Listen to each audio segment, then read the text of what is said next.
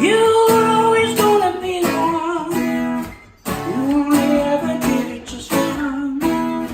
But you run to paradise. That's right, they had our words out. We'll try and get static. What? Try and get static if possible. Now, what do you want me to say? Oh, look, Choirboys are coming up to Shoal Bay. It's going to be a real cracker gig. No, it really will be! It's going to be amazing, mate. Mate. Choirboys, live, not dead. Live.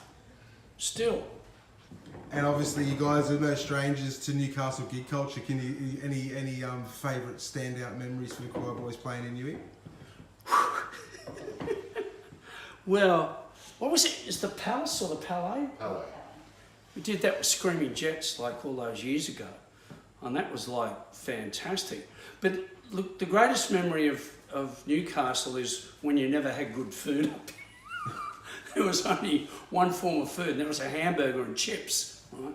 But we're talking a long time ago. But if ever there was a town that was into rock and roll, Newcastle's the town. Newcastle's not a working class town anymore, right? It's now very upmarket. You've got great restaurants, you've got, you've got real coffee, you've got the whole thing happening up here. But what it was, and it's still ingrained in the system, you still feel it's a working class town. So it was always rock and roll up here. It was never anything else. And we did some, there used to be a place called the Castle Tavern. Now, that's the first time that I ever saw Richard Wilkins in a band, right? Now, he didn't used to call himself Richard Wilkins, right? It was Richard Wild and Reckless. And they were dreadful. He was terrible, right? Good looking, but terrible, right? He used to get up and they go, I'm wild and they're reckless.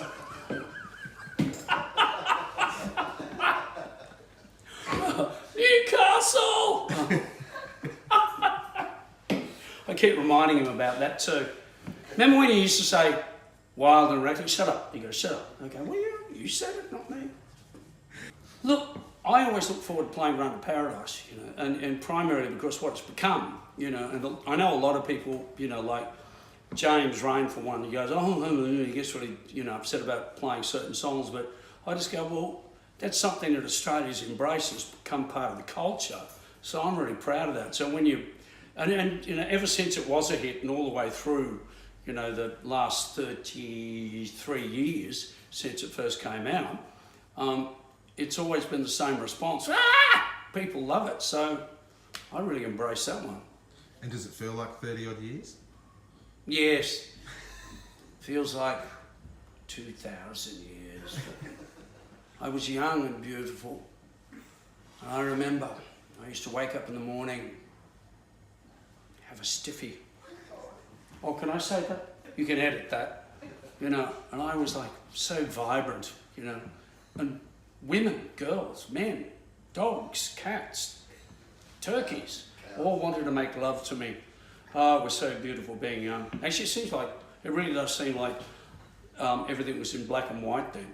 I look back at the time in the 80s, and even the 70s when the band first started, and the first time that I ever came up to Newcastle was in some band called Vella, right, in like the mid-70s, and it was like, it really did seem like everything was in black and white when I look back on it now, eons ago.